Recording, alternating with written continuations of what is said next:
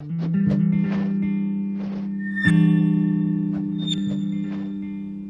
name is Eric Schimmelfenny, and I'm a fabricator who uses SketchUp to do anything from 3D printing to CNC machining to woodworking to trade show booth planning. And I'm going to give you some tips today about how you can use SketchUp better in your fabrication workflow.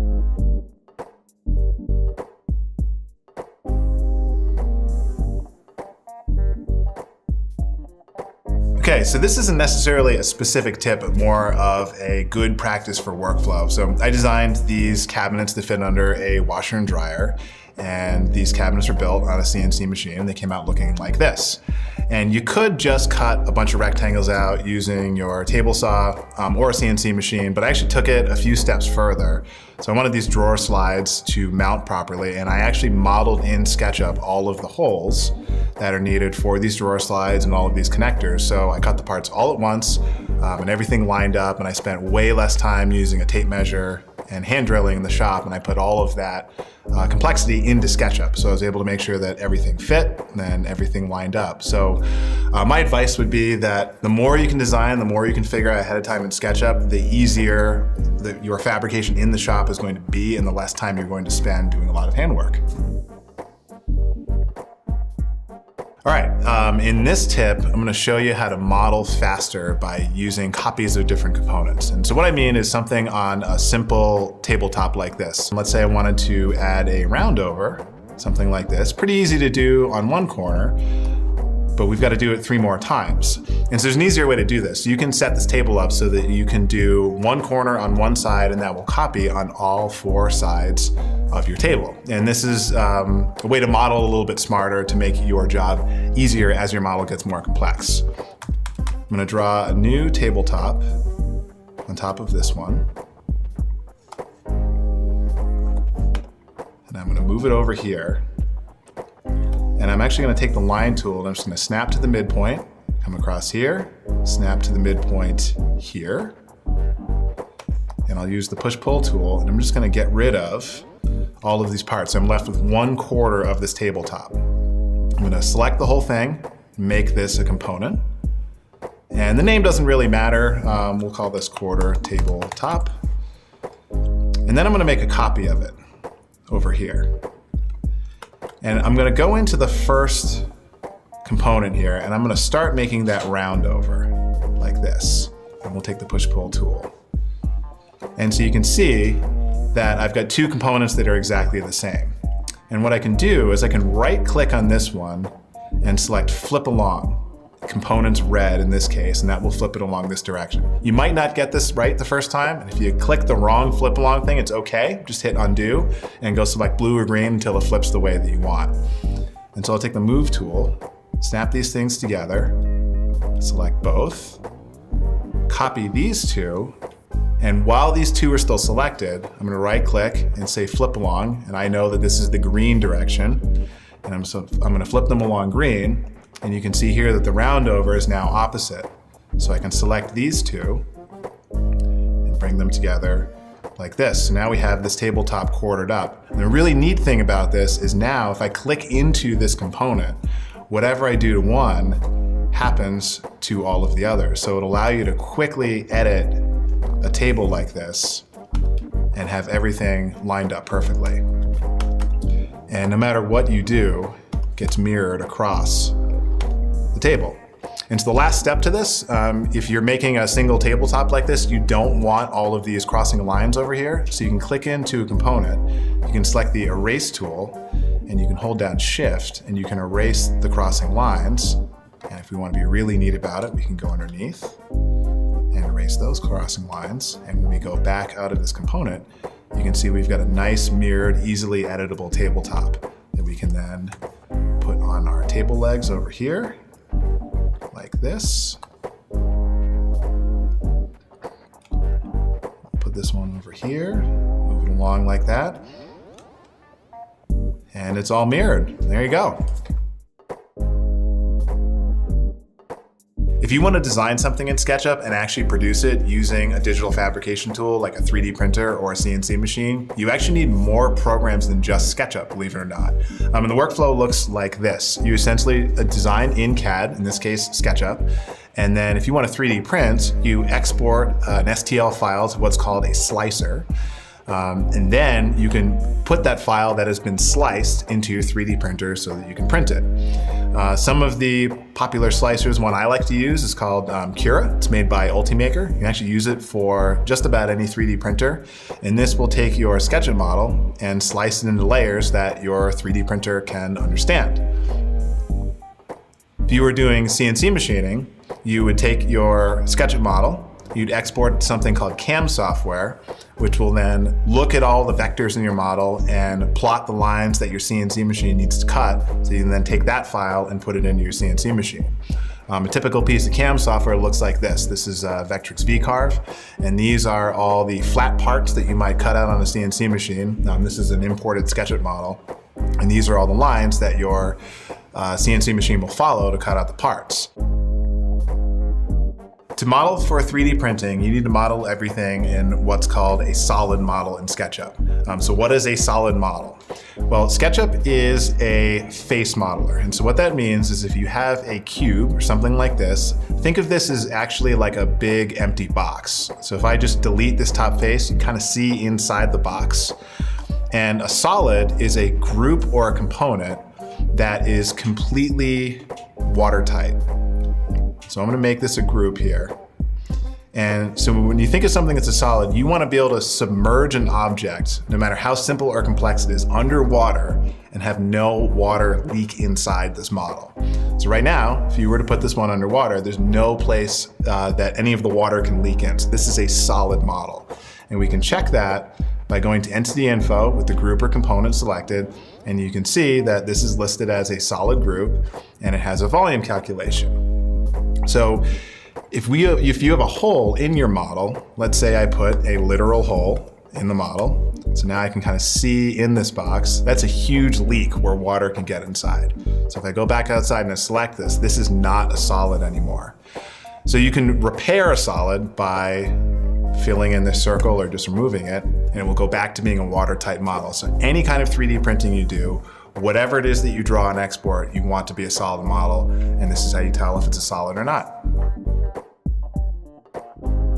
There are cases where you will get a stray piece of geometry, for instance. So let's say there was a little tiny line segment over here, and that will actually cause a model to not calculate as a solid, and that might be confusing because you could look at this and go, well, there's no holes in here. If I submerge this underwater, this would be a watertight model, but why isn't SketchUp saying that is a solid? And for things like that, that's where an extension called Solid Inspector comes in. So you can load up Solid Inspector, you can select your group or component, and in this case, we've got a stray edge here.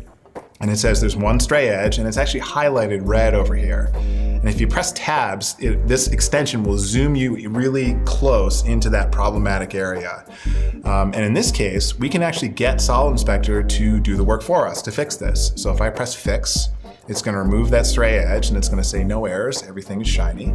And if we look in Entity Info, you will see that this is a solid group, which is what we want, and then has a volume calculation. So we are ready to 3D print this solid. This tip I call kit of parts. So let's say you were designing and 3D printing name tags like this. So we want the first one to say SketchUp, but let's say you want the next one to say your cat or your dog's name. You probably want to recycle the same base, but put new text on it. So what you can do is make the different text parts. So in this case, I will put my cat's name over here. And what I would do to prep the SketchUp name tag for 3D printing is select both of these solids, copy them over here, use the outer shell tool to merge these together. So now I can export this part as a 3D printable model. And when you outer shell something, it's kind of destructive, right? So if I wanted to go back in and remove this SketchUp text, you can do it, but it's a little bit tedious. I'd have to sort of push-pull all of these letters down and then select this geometry and kind of delete everything, and that can take you a lot of time. So with the kit of parts method, you can outer shell your parts together, but keep your original separate parts over in a different spot in your model. So if you want to 3D print the next name tag, you can just remove the SketchUp text, take your new text, place it on top like this, delete this thing because we've already 3D printed it, select these, copy them and move them over here, outer shell those, and export this for 3D printing. So again, this is called kit of parts. You'll typically see in a lot of my 3D printed models, I have lots of parts all over the place. So don't be afraid to have a messy model. This can actually save you a lot of time in the long run if you're doing complex 3D prints or 3D prints that change a lot. If you've been using SketchUp for 3D printing in the past several years, you may have needed to export an STL. In fact, you have to export an STL for 3D printing. And in all previous versions of SketchUp, the SketchUp team gave you a free extension to export an STL, but it was an extension that you had to go download and add to SketchUp. Now it is a part of SketchUp, it's actually built in. So if you're using SketchUp 2019 and you're not sure if you have the SketchUp extension, you have it. All you have to do is go to File, Export, 3D Model, and you go down here and select STL, and then you can bring that into your favorite 3D print slicer without installing any extra extensions. Okay, for this tip, I'm going to show you how to send somebody some really quick dimensions on a model without doing a ton of work in layout. So if you were going to be fabricating this piece of furniture, you'd probably want to spend at least an hour or two in layout doing a really detailed model. But let's say you want to just send a client a screenshot of it to get a design approval. There's a much better way of getting the dimensions other than literally screenshotting your model. And for that, we can use layout. So what you want to do is take your model and make sure the front of it is lined up with the red axis here in SketchUp, and that the side of it is lined up with green axis, and that it's sitting on the ground like this. And that's really all you have to do. You don't have to set up any styles or any scenes or any of that other complicated stuff that you normally do for a really complex and detailed layout model. And once you have those set up, you can go to File and go to Send to Layout. So once you send your model to layout, it's going to come in whatever view that you last left it in SketchUp. And so one of the first things we're going to do here is we're going to right click this viewport, and we're going to go down to Standard Views, and I'm going to select Front. And because we had this model in SketchUp lined up along the red axis, when we select front, we're actually seeing the front of that piece of furniture. You can double click on the viewport and hold down Shift, and you can pan it around so that your piece of furniture is centered in the view. And we'll just hit Escape to get back out of that viewport. And then you can just grab your viewports, move them around like this. You can copy them in layout, and you can right click the next one and say Standard Views, and we will say Left.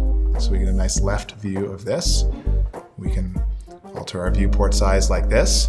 We can go into SketchUp Model and give these viewports a nice white background like this. And then the next step is just showing some general dimensions. So if you want to give somebody an idea of how high and how wide these are, you can go like this, and we can change our units if we want.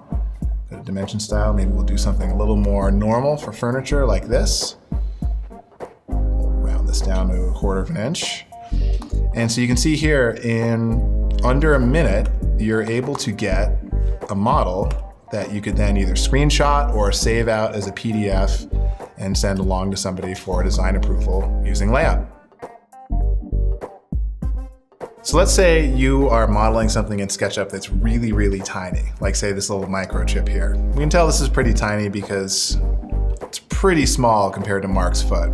I'd say pretty big as far as a microchip is concerned, but pretty small in terms of a model. And sometimes in SketchUp, when you're using tools like the solid tools or the follow me tool, or even just drawing little tiny lines, you can run into problems where a face won't get created, or a solid operation won't work, or you won't be able to do a follow me. And there's actually a really clever trick to get around this. So you can take all these parts here, we've got the little legs on this microchip in the body, and you can make them all a component like this. Select them all, make them a component. The name doesn't matter. And we're actually gonna make a copy of this microchip component and put it over here. And we're gonna use our scale tool, and we're gonna scale it up 1,000 times, 2,000 times, 10,000 times as big as the original. And what's neat about this trick is when you scale a component, even though the two microchips are a different size, whatever edit you do to one happens to the other one. So let's say I go in here and move one of these legs away like this, and we go back down to our little tiny microchip, you can see that the leg is also moved here. And typically, when you run into a problem with a follow me or a solid operation not working, it will work on a larger model. SketchUp at its core is an architectural modeler. So if you ever run into this problem, try the same thing you were doing on the larger scaled up component, and it will almost all the time work. And then that change will translate down to your tiny model. So this is a really effective technique if you're doing a lot of small things for circuitry or 3D printing or really anything that's on a very, very small scale. All right, this is a little bit of a self-serving tip, but one I think will be very useful if you are exporting anything from SketchUp out to CNC or laser cutting. So let's say you wanted to CNC cut out this sawhorse.